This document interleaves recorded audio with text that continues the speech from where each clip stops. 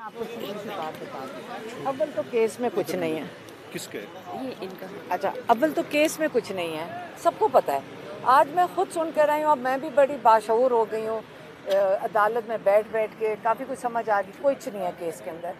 سیدھی سی بات ہے، عمران خان پہلے بھی کہہ چکے ہیں. آپ صرف غور اس چیز پہ فرمائیں کہ رانا ثناء اللہ نے یہ ڈونلڈ لیو کے لیے کیس کیا ہے. اصل میں تو یہ کیس بنتا ہے فارن منسٹری کا. اگر ان کا سائفر کا کوئی کاغذ گم گیا تھا تو یہ بلاول زرداری کو اس کو کیس کرنا چاہیے تھا. پھر رانا ثناء اللہ کس کے لیے کیس کر رہے ہیں؟ وہ ڈونلڈ لیو کے لیے کر رہے ہیں. اب ساری ناراضگی ڈونلڈ لیو کو بچا، یہ سارا کچھ خان صاحب نے کہا تھا ڈونلڈ لیو کو، باجوہ کو اور امریکن ایمبیسی کے لیے یہ کیس ہو رہا ہے. پہلے تو یہ سمجھ آئیں. اب یہ بیچارے وہاں سارے لائرز بھی کھڑے ہیں، جج صاحب بھی مشکل میں ہیں کیونکہ کچھ نکل ہی نہیں رہا. کیونکہ جو دفعات یہ لگانے کی کوشش کر رہے ہیں وہ اس کیس سے کوئی اس کا تعلق نہیں. بلکہ ہم تو اپیل کریں گے chief justice Pakistan supreme court کے جو چیف جسٹس ہیں کہ ایک سائفر تھا جو پریزیڈنٹ صاحب نے بھیجا تھا نا. کس نے بھیجا تھا شراز؟ پریزیڈنٹ صاحب نے، ڈیپٹی اسپیکر نے بھیجا تھا چیف جسٹس عطا بندیال کے پاس. وہ سائفر بھی تو کہیں پڑا ہوگا، انشاءاللہ وہ گما نہیں ہوگا اس کی کاپی.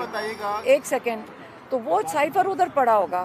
تو ہمیں تو اپیل کرنی چاہیے جسٹس فائز عیسیٰ صاحب کے پاس کہ وہ اس کو ذرا کھول کے پڑھ کے اپنی عوام کو بتا دیں کہ یہ کیا سازش تھی پاکستان کے ساتھ.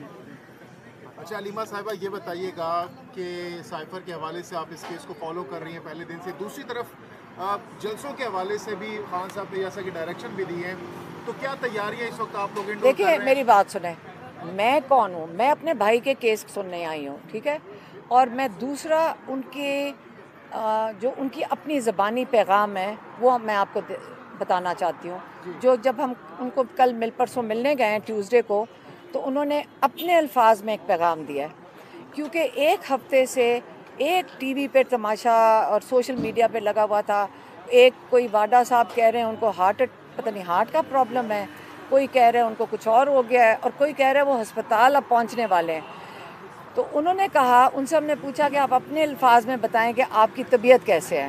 کیونکہ ہمیں تو ماشاءاللہ بہت اچھے لگتے ہیں، ہم آ کے بتاتے ہیں کہ بہت زبردست ان کی صحت لگ رہی ہے. انہوں نے کہا کہ مجھے لگتا ہے کہ جب میں جیل میں آیا ہوں تو میں ایک ریٹریٹ میں آ گیا ہوں، کیونکہ اتنا وقت جو مجھے اللہ تعالیٰ نے ایک تحفے میں، یہ اللہ تعالیٰ کی مہربانی سے مجھے ایک تحفے میں ملا ہے، جس کے اندر میں نے قرآن کا اتنا مطالعہ کر رہا ہوں، میں کتابیں پڑھ رہا ہوں، مجھے نالج مل رہی ہے، اور مجھے وقت مل رہا ہے جس کے اندر میں جو جب ان کے پاس حکومت تھی اس کا بھی میں جائزہ لے رہا ہوں. تو میرے پاس تو یہ بڑا قیمتی وقت ہے جو مجھے شاید باہر اتنی مصروفیات میں کبھی ملا نہیں تھا. تو انہوں نے کہا کہ مینٹل فٹنس، فزیکل فٹنس اور روحانی فٹنس، انہوں نے اشارہ کر کے کہا زمین سے میں آسمان پہ پہنچ گیا ہوں.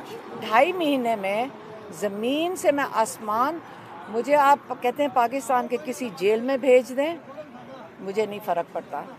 آپ لوگوں نے جو کرنا ہے میرے ساتھ کر لیں، لیکن جو میرا ایک ہی مطالبہ تھا، جو پاکستان کے ہر پاکستانی کا مطالبہ ہے کہ ہم اپنا آئینی حق مانگ رہے ہیں، اور وہ ہے کہ 90 دن میں الیکشن ہونے چاہیے تھے. ایک دوسرا جو انہوں نے صرف کنسرن دکھایا، انہوں نے دکھایا اپنے جو لوگ ہیں جیلوں کے اندر، انہوں نے ان کے لیے کنسرن تھے کہ ان کے وہ لائرز کے ساتھ تو فالو اپ کر رہے ہوتے ہیں کہ ان کے کیسز کے بارے میں، لیکن وہ کہہ رہے تھے کہ مجھے اب ان کی مجھے یہ فکر ہے کہ ان کے گھر میں کیا حالات ہیں.